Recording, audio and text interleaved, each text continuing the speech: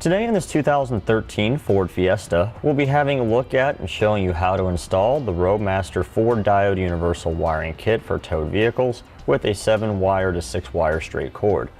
Part number RM-152-98146-7. Here's what our diodes look like installed. The reason you're going to want a diode lighting system is that this is the perfect solution for those of you that are flat towing a Fiesta. You don't have to worry about using magnetic tow lights to put on your vehicle. Magnetic tow lights work, but they do run the risk of scratching the paint on your vehicle, and it's one more thing that you have to keep track of. With this, you utilize the factory bulbs that are already in place in your taillight assembly. And that's great because you don't have to worry about drilling any extra holes in your taillight assembly to put a secondary bulb in place, which is another way that moisture could get inside your taillight assembly.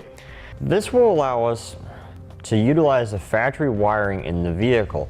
The diodes will protect our vehicle's expensive lighting components by only allowing the voltage to pass one direction. So when we're flat towing it, when it's getting power from our motorhome to run the lights, we don't have to worry about the voltage being backfed into our vehicle causing any damage. Another great feature about these is that when you're done flat towing, you don't have to do anything to the vehicle at all in order to drive it like normal and still have your lights to function. You simply just unplug it from the motorhome and that's it. And you're ready to go. Our 6-pole connector on the front of the vehicle has a nice spring-loaded door, which will keep the elements out when we're not using it. This way, we don't have to worry about any corrosion occurring when we want to tow our vehicle.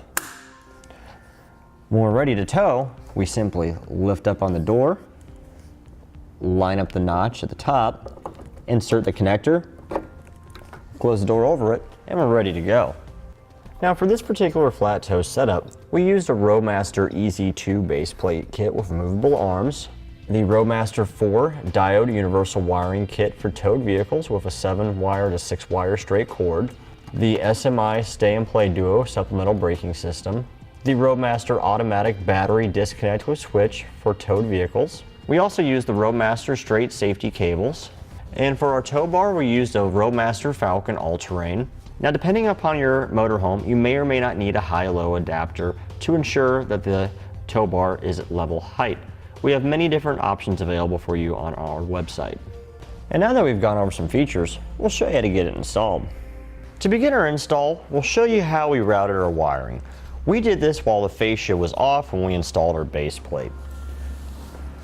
We used a no-drill mounting bracket, which we have available on our website, placed our wires through that and inside the provided wire loom, so we have no colored wires behind our fascia visible. It goes behind the bumper beam, goes through the gap in our air deflector here, around the side of our radiator, our air filter box, and our battery, where it goes inside the vehicle through a grommet. Now, this grommet won't be there if your vehicle is equipped with a manual transmission. Ours has an automatic. If you have a manual, that's where your clutch master cylinder is bolted to the firewall. So now we're inside the vehicle. You can see the hole where the grommet is. This foam will just pull back, and the grommet can be pulled out and removed. We removed a couple interior panels. They just clip in place, so when you pull on them, they will be easily removed. We routed the wire underneath our carpet where the panels will cover and started going towards the back of the vehicle, and we just stuck it behind the plastic cover here for our B pillar and continued routing back. And then it leaves our B pillar cover, goes underneath our C pillar cover and into our trunk area. We pulled our carpet back from our trunk and the wire goes behind the carpet, and it's right behind where our taillight bulb is, so it'll be easy to make our connections. We went ahead and attached our mounting bracket to our no-drill bracket using the provided hardware. We placed our wires through that bracket. Now we can start making our connections at the front of the vehicle. We'll start by separating all 4 of our wires. Now we'll strip back the insulation from the 4 wires. We'll take our 6-pole connector, remove the dust cover from the back, pass our wires through the dust cover, and we'll start with this white wire here. This is our ground wire. So our ground wire will go to the terminal marked GD. We'll loosen the set screw, place the wire inside, and tighten down the set screw. This terminal marked TM is for our tail lights, and that'll get our brown wire. This terminal marked LT, that's for our left turn signal and left brake light. That'll get our yellow wire. This terminal marked RT, that's for our right turn signal and right brake light. And that'll get our final wire, which is the green one. And here's what it looks like with all of our connections made. Now, one thing I like to do is put some dielectric grease inside to help prevent any corrosion buildup. We have this available on our website. We'll just kind of flood the backside of our terminals here. This will help better protect them from the elements. Now we'll take our dust cover and slide it back until it stops against our connector. Okay, we went ahead and taped our dust cover on and continued taping until we covered up the rest of our colored wires. This will better protect it and keep it more hidden behind our fascia. Now we're going to attach this to our bracket using the provided hardware. Okay, we already have our driver's side taken apart, but we'll show you how to take the passenger side apart in order to get to our tail light. There's a plastic clip right here. We'll just use a trim panel tool to pry it out and pop it loose. Then we can pull the carpet back. Now we're going to remove our threshold here. In order to do that, we have 3 plastic clips running across the back of this. These work the same way. Just lift straight up, and we can set it aside. Okay, now we're going to disconnect our tail light on the driver's side. There's a tab here on the top. We can press down on that and pull back to disconnect it. Here's a better look at the tab right there. We removed some of the covering over our wires to expose them. Now we have our headlights turned on, and we're going to determine which one of the 3 terminals and corresponding wire is for our tail light signal. We'll make sure we test all the functions. Okay, so it's this middle one, and that corresponds to a purple wire with a green stripe right here in the middle. We'll turn our headlights off now and start making our connections. And now we'll cut this wire right in the middle. Okay, with the wire cut, we'll now strip back some insulation from both ends. Now, if it's stripped, we'll crimp on our blue spade terminals onto the wire. Now we'll take one of our diode packs. The output side will go towards our connector, and the other end will go to one of our inputs. It doesn't matter which one. Okay, we've gone ahead and separated our 4 wires in the back, just like we did in the front. Now we'll take our brown wire. We're going to route it behind the spring here, which helps support the weight of our trunk lid. We're going to measure off how much we're going to need, cut off the excess, strip back some insulation. We'll take our excess now, strip out the insulation from one end, and we'll tie the 2 wires together. We'll take our yellow spade terminal now, stick it over the 2 wires, and we'll crimp it into place. Now we'll take this connector and plug it into the other input side of our diode pack. Okay, now we have an assistant stepping on the brake pedal so we can determine which one of our wires is for our brake light. This will also be the same wire as our turn signal. Okay, it is this green wire with a blue stripe. We'll now go ahead and cut that wire in the middle and strip back insulation from both ends. Now we'll crimp on our blue spade terminals to the 2 wires.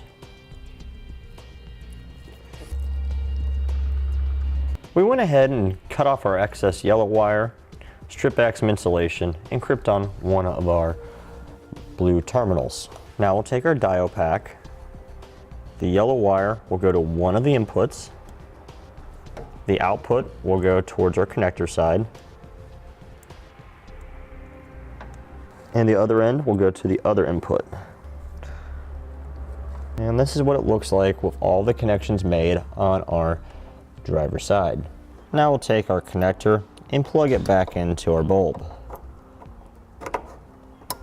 Now our white wire here, this is our ground wire. We need to attach this to the vehicle sheet metal so our lighting will work properly.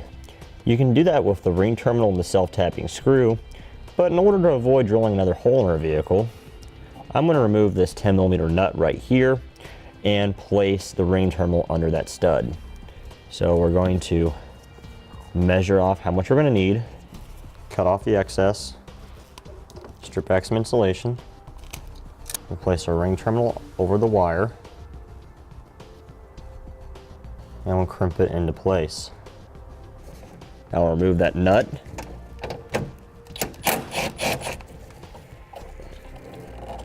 Place the ring terminal over that stud, reinstall the nut. We went ahead and routed our brown wire that we tied in with the other brown wire and our green wire behind our carpet. We went across the back of our trunk here, this way our threshold will cover it up, and then underneath the carpet on our passenger side. Now we'll go ahead and unplug the tail light on the passenger side, same way as we did on the driver's side.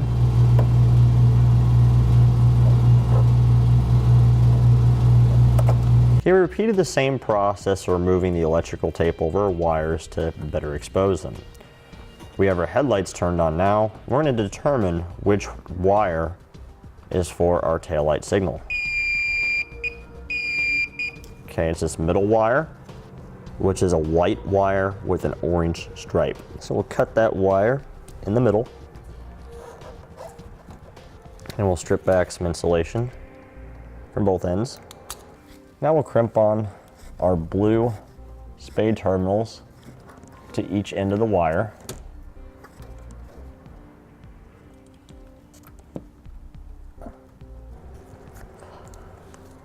Now we'll take our diode pack. Output side always goes towards our connector. And then the factory wiring will go to one of the inputs. Now we're going to cut off some of the excess of our brown wire. We'll strip back some insulation.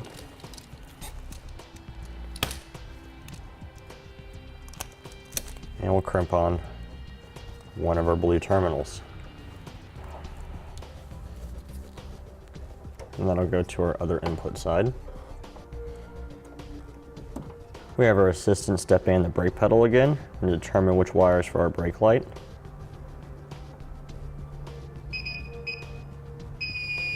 Okay. It's this blue wire with an orange stripe. So we'll cut our wire in the middle, strip back some insulation from both ends. Now we'll crimp on our terminals. Take our final diode pack now. Output side towards the connector. Factory wiring to one of the inputs.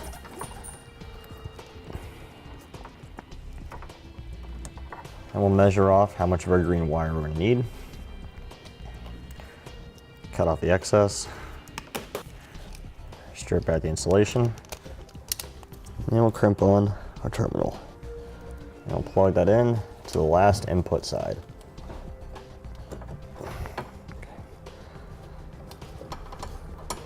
And here's what it looks like with all of our connections made on the passenger side. We'll plug our tail light back in now. With all of our connections now made, we can replace our carpet. And now we'll replace the threshold. Now we'll test out our wiring. We have our 7 to 6 cord plugged into the front of our Fiesta now, and the other end we have hooked up to a tester. We'll start by turning on our tail lights. As you can see, our taillights are working great. Now we'll do our left turn signal. As you can see, our left turn signal is working. Now we'll try our brake lights. As you'll see, both of our brake lights are working. And last but not least, we'll check out our right turn signal.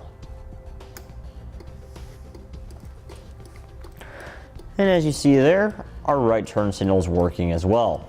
And that completes our look at and installation of the Roadmaster 4-Diode universal wiring kit for towed vehicles with a 7-wire to 6-wire straight cord, part number RM-152-98146-7 on this 2013 Ford Fiesta.